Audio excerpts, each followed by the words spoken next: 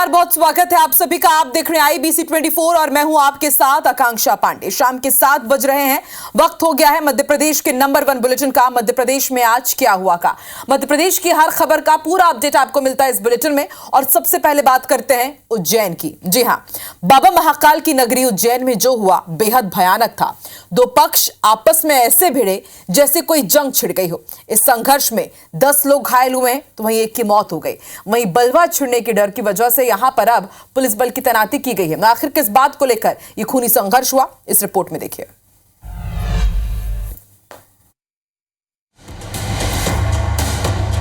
उज्जैन के बड़नगर में दो पक्षों में हुए खूनी संघर्ष के बीच एक की मौत हो गई। लिखोदा में पुराने विवाद और प्रेम प्रसंग के चलते विवाद हुआ। घायल शहजाद खान की उज्जैन ले जाते वक्त मौत हो गई। पुलिस ने दोनों पक्षों के खिलाफ बलवा और प्राण घातक हमले का केस दर्ज किया है। घटना का एक वीडियो वायरल हो रहा है जिसमें ट्रैक्टरों और हथियारों से लोग हमला करते दिख रहे हैं। पुलिस इसे भी जांच का हिस्सा बता रही है। उनका कुछ आपसी लड़का और लड़की में कोई भागने को लेकर कोई बात हुआ था। उस बात को लेकर जो है उनको आपसी में आज दोनों पक्ष के लोग इकट्ठे होकर जो है इनमें आपस में झगड़ा हुआ है। शहजाद खान जिसकी मृत्यु भी हुई है धारा 109 के अंतर्गत जो है, और अन्य धाराएं जो है उसमें लगाई गई हैं और अपराध पंजीबद्ध किया गया है। गांव में पुलिस बल तैनात किया गया है। फिलहाल पुलिस जांच में जुट गई है। इधर इंदौर में 9वीं कक्षा की छात्रा के साथ गैंगरेप का मामला सामने आया। नाबालिग मेडिकल स्टोर पर काम करती थी, जहां उसके साथ काम करने वाले दो युवक एक निर्माणाधीन मकान दिखाने के बहाने नाबालिग को साथ ले गए। पानी में नशीली गोलियां देकर गैंगरेप की वारदात को अंजाम दिया। फिलहाल पुलिस ने आरोपियों के खिलाफ केस दर्ज कर लिया है। मामले की जांच की जा रही है। पीड़िता के द्वारा शिकायत करी गई है कि उसके कुछ साथी जो उसके साथ काम किया करते थे, उनके साथ में जाकर के गलत काम दुष्कर्म किया गया है दो लोगों के द्वारा में, जिस पर सूचना मिलने पर रिपोर्ट पंजीबद्ध करी गई है। पीड़िता नाबालिग है। आरोपी के गिरफ्तार हैं अभी? आरोपी को गिरफ्तार कर लिया गया है और आगे वैधानिक कार्रवाई की जा रही है। भोपाल के बाग सिवनिया इलाके में 9 साल की एक बच्ची के साथ 50 साल के अधेड़ ने छेड़छाड़ की घटना को अंजाम दिया है। आरोपी सिक्योरिटी गार्ड को पुलिस ने गिरफ्तार कर लिया है। घटनास्थल के सीसीटीवी फुटेज जब्त किए गए हैं। पुलिस के मुताबिक बच्ची खेलने के लिए टाउनशिप से बाहर गई हुई थी। शाम को गई बच्ची जब वापस नहीं लौटी, बताया जा रहा है कि गार्ड ने बच्ची की अंगुली बायोमेट्रिक डिवाइस में लगाने के बहाने उसे बैड टच किया। घटना के बाद फौरन परिजन थाने पहुंचे, केस दर्ज कराया गया। फिलहाल पुलिस ने गार्ड को गिरफ्तार कर लिया है, पूछताछ की जा रही है। शिकायतकर्ता के द्वारा शिकायत की गई थी कि उनकी बच्ची जब कॉलोनी से खेल कर वापस घर पे आ रही थी, उसी समय बायोमेट्रिक्स में अंगूठा थंब इम्प्रेशन लगाने के नाम पर वहाँ के गार्ड ने उस बच्ची के साथ पूरी नीयत से छेड़छाड़ की है। इस पर हमने धारा 74 BNS और 9M पॉक्सो 10 धारा का मामला दर्ज किया है। आरोपी को गिरफ्तार कर लिया गया, माननीय न्यायालय के समक्ष पेश किया गया। इंदौर में एक तरफ पुलिस प्रशासन अपराधियों को पकड़कर जुलूस निकाल रहा है, तो दूसरी ओर अपराध कम होता हुआ नजर नहीं आ रहा। इससे साफ है कि प्रशासन के प्रयास अपराध रोकने में नाकाफी साबित हो रहे हैं। देखिए रिपोर्ट।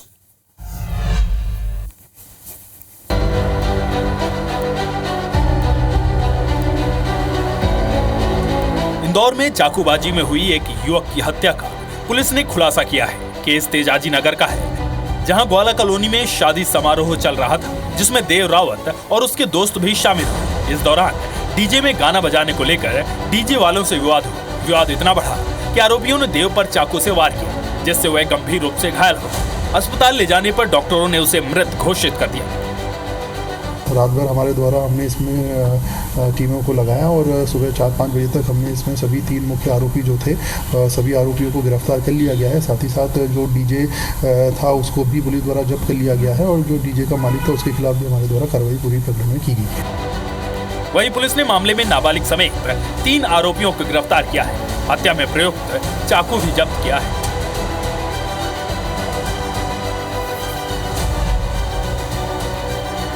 अब तक आपने बड़े बड़े इनामी बदमाश तो देखे होंगे, लेकिन इंदौर में पुलिस ने अठन्नी छाप बदमाश को गिरफ्तार किया है, जिस पर सिर्फ 50 पैसे का इनाम घोषित था। जी हां, सही सुन रहे हैं आप, सिर्फ 50 पैसे का इनाम घोषित था।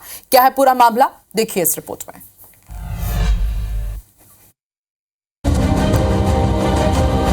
इंदौर पुलिस ने 50 पैसे के इनामी आरोपी को गिरफ्तार किया है। आरोपी पर एक हत्याकांड के गवाह को धमकाने का आरोप है। शहर में पुलिस ने फरार अपराधियों के खिलाफ सांकेतिक इनाम घोषित करने का अनूठा अभियान शुरू किया है। पहले 5-10 हजार इनाम घोषित होने पर गुंडे रंगदारी मांगते थे, लोगों से अवैध वसूली करते थे।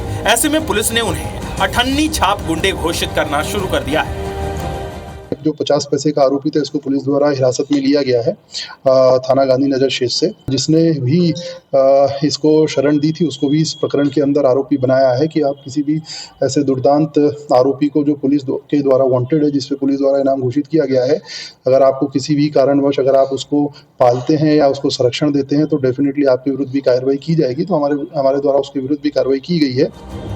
पिछले महीने ममता यादव की शिकायत पर पुलिस ने सौरभ पर केस दर्ज किया था।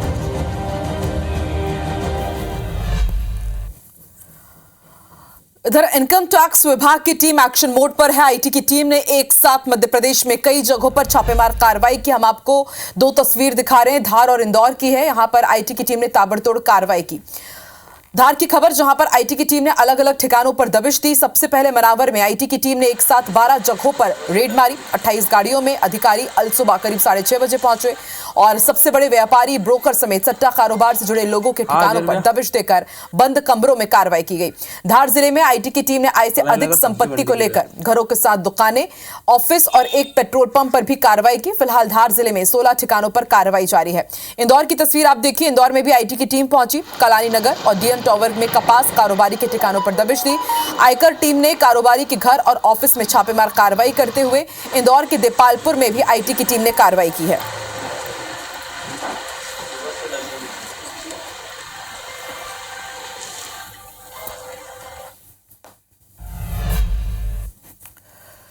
खबर भोपाल से है। यहां पर शातिर महिला चोर गिरफ्तार हुई है। ये मंदिरों में पौराणिक सामान चुराया करती थी। मंदिर से चुराया पूजा का सामान जब्त किया गया है। बताया जा रहा है कि जो आरोपी गिरफ्तार हुई है वो आदतन चोर है और नशे की आदी है। सामान बेचती थी और नशे के शौक पूरा किया करती थी। अयोध्या नगर थाना पुलिस ने कार्रवाई की है। तो नशे का शौक पूरा करने के लिए बीते कई दिनों से मंदिरों में ये चोरी की वारदात को अंजाम दे रही थी। जो पौराणिक सामान होते हैं उनको चुराया करती थी और बेच देती थी। बताया जा रहा है कि आदतन चोर है और अपने नशे के शौक को पूरा करने के लिए ये इस तरह से वारदात को अंजाम देती थी। लेकिन इस बार जब ये एक मंदिर में घुस रही थी, उससे पहले ही इसे पुलिस ने धर दबोचा। उज्जैन से बड़ी खबर है। नोटों से भरा बैग लेकर फरार हुए हैं चोर। सीए की कार में नोटों का बैग रखा हुआ था। भारतीय और विदेशी करेंसी मिलाकर करीब 9 लाख रुपए की चोरी हुई है। माधवनगर थाने से सिर्फ 100 मीटर दूर इस वारदात को अंजाम दिया गया है। पुलिस मामले की जांच में जुटी हुई है। तो उज्जैन से बड़ी खबर, सीए की कार में नोटों से भरा हुआ बैग रखा हुआ था। बताया जा रहा है कि इसमें इंडियन करेंसी के साथ ही फॉरेन करेंसी भी थी। करीब 9 लाख रुपए बैग में रखे हुए थे और चोर रफू चक्कर हो गया। इस बैग को उठा करके माधवनगर थाने से सिर्फ 100 मीटर की दूरी पर चोर ने इस वारदात को अंजाम दिया है। अब ऐसे में पुलिस के पास व्यापारी पहुंचा हुआ है और जांच के लिए आवेदन दिया गया है। इंदौर के जिला शिक्षा अधिकारी कार्यालय में बीती रात चोरों ने वारदात को अंजाम दिया। सुबह जब कर्मचारी कार्यालय पहुंचे तब उन्हें घटना की जानकारी मिली। चोरों ने विधि कक्ष विभाग की बाकायदा खिड़की तोड़ी, अंदर घुसे और वारदात को अंजाम दिया। यहां से चोर विधि विभाग, अनुदान विभाग के साथ ही अन्य विभागों के जरूरी डॉक्यूमेंट्स चोरी कर ले गए हैं। अधिकारियों के अनुसार जिला शिक्षा अधिकारी के ऑफिस में सीसीटीवी कैमरे लगे हुए हैं, लेकिन चोरी की यह घटना ऑफिस के पीछे स्थित विधि कक्ष में हुई है। इस कारण ये पूरी वारदात सीसीटीवी में कैद ही नहीं हो पाई। विभाग अब सीसीटीवी कैमरों की संख्या बढ़ाने की बात कर रहा है। चोरी की ये वारदात संदेह के घेरे में भी है। फिलहाल शिक्षा विभाग की शिकायत पर पुलिस ने मामला दर्ज कर लिया है, जांच की जा रही है। नामा जो प्रोसेस है वो करके जो है एफआईआर करवाएं। कल जो है उन्होंने एफआईआर दर्ज। अब ये पता नहीं किस मंशा से उन्होंने ऐसा किया कि जबकि कंप्यूटर और भी चीज़ें रखी थी उनको नहीं उठाया, और वो जैसे कोई जानकार हो तो चुन चुन के ही बस्ते उठा के ले। इधर देवास में बिना दुल्हन के ही एक बारात को वापस लौटना पड़ा, लेकिन कारण सुनकर आपको सहानुभूति नहीं होगी बल्कि गुस्सा ही आएगा, क्योंकि लड़के वालों ने दहेज नहीं मिलने पर नाराजगी जताई और बिना दुल्हन के बारात लेकर लौट गए, जिसके बाद लड़की पक्ष के लोगों ने उदयनगर थाना पहुंचकर एफआईआर दर्ज करा दी है। फिलहाल पुलिस मामले की जांच कर रही है। ये दूल्हा भैया दहेज में कार मांग रहा है, ये इंदौर की बारात है। क्या नाम है दूल्हे का? जय श्रीवास। जय श्रीवास। पिता का नाम क्या नाम है? नहीं तो आप बताओ ना। राकेश श्रीवास। तो ऐसे मंग रहे भैया दहेज में ये बारातियों ने। कार एन टाइम पे लगन के बाद कौन सी गाड़ी? R15।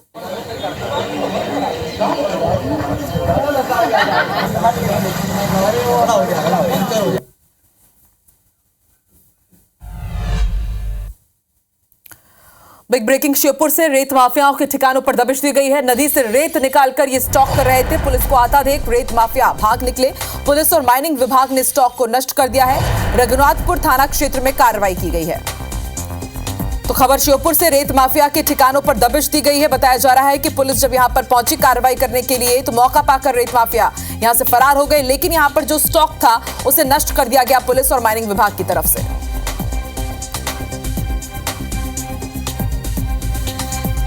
देवेंद्र फडणवीस ने तीसरी बार महाराष्ट्र के मुख्यमंत्री के तौर पर आज शपथ ले ली है। मुंबई में आजाद मैदान में आयोजित शपथ ग्रहण समारोह में पीएम मोदी, केंद्रीय गृह मंत्री अमित शाह समेत केंद्रीय मंत्री और कई मुख्यमंत्री मौजूद रहे। मध्य प्रदेश के मुख्यमंत्री डॉक्टर मोहन यादव भी शपथ ग्रहण समारोह में पहुंचे। उन्होंने देवेंद्र फडणवीस को तीसरी बार सीएम बनने पर बधाई दी।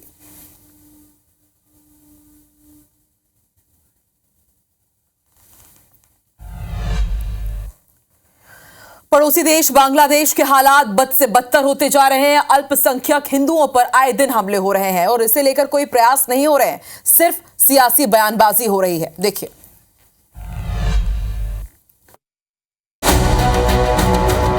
एक तरफ बांग्लादेश में हिंदुओं पर हो रहे अत्याचार थमने का नाम नहीं ले रहे, तो दूसरी ओर मध्य प्रदेश में शहर शहर इसके खिलाफ विरोध प्रदर्शन।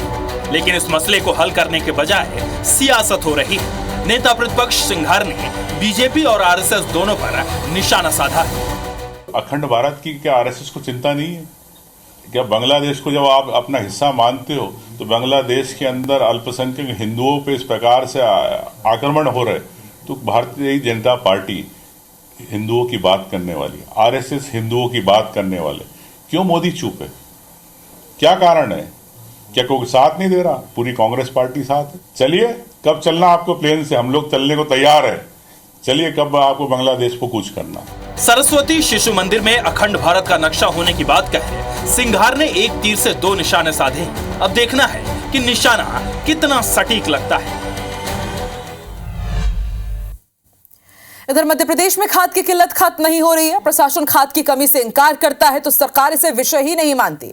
अब सवाल यह है कि अगर किसान विषय ही नहीं है, खाद विषय ही नहीं है, तो फिर चुनाव के वक्त सियासत का केंद्र भला कैसे बन जाते हैं?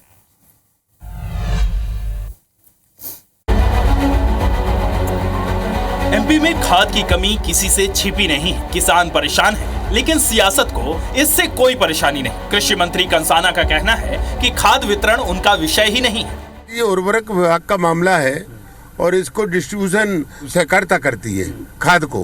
लेकिन अब आप मुझे पूछ रहे हैं तो मैं आपको का उत्तर दे रहा हूँ। किस जगह कहाँ दिक्कत है मुझे बता दें।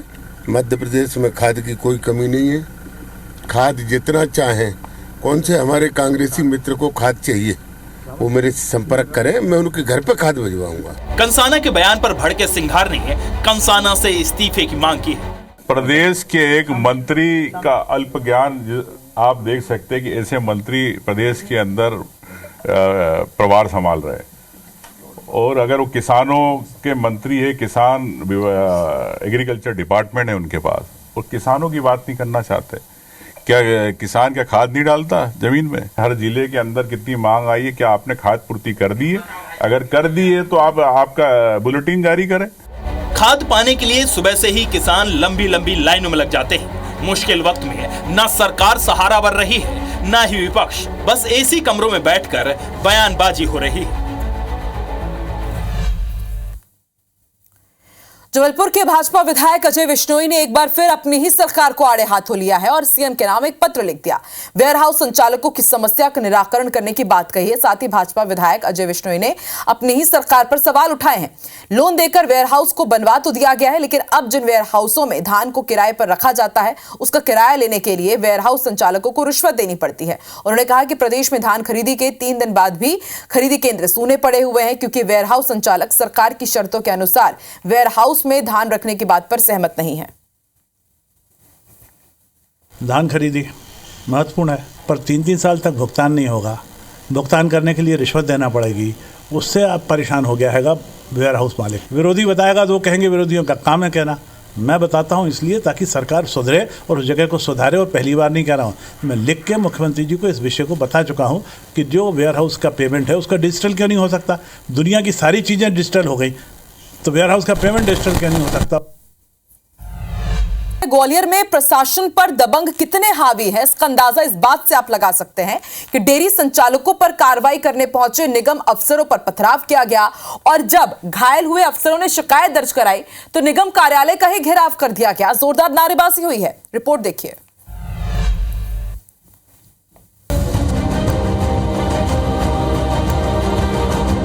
ग्वालियर में डेयरी संचालक धर्मेंद्र गुर्जर के खिलाफ कार्रवाई करना नगर निगम की टीम को भारी पड़ गया। डेयरी संचालक ने निगम अफसरों पर पथराव किया, जिसमें कई अफसर घायल हो गए। नगर निगम ने इस मामले की एफआईआर दर्ज कराई और हमलावरों के यहां से अतिक्रमण हटाया। वहीं अब निगम की टीम पर हमला करने वाले लोगों ने निगम मुख्यालय का घेराव कर दिया है।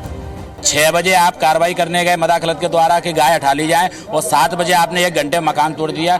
तो जिस व्यक्ति के नेतृत्व में शरण चौहान के नेतृत्व में मकान तोड़ा गया है उसको बर्खास्त किया जाए और उसकी सैलरी से ये मकान का निर्माण किया जाए। ये मामला भी मेरे संज्ञान में आया है कि बाहर लोग धरने पे बैठे हुए हैं, तो मैं वहाँ गई थी और वो लोग आयुक्त महोदय को ज्ञापन देना चाह रहे हैं। तो निगम द्वारा जो भी कार्रवाई की जाती है नियमानुसार की जाती है। अब उनने ये आरोप लगाया है तो इसके संबंध में अब जाँच की जाएगी। जाँच कराने के बाद ही मालूम पड़ेगा कि ये आरोप सही है या गलत है। पुलिस अधिकारी मामले को शांत कराने में जुटे हैं।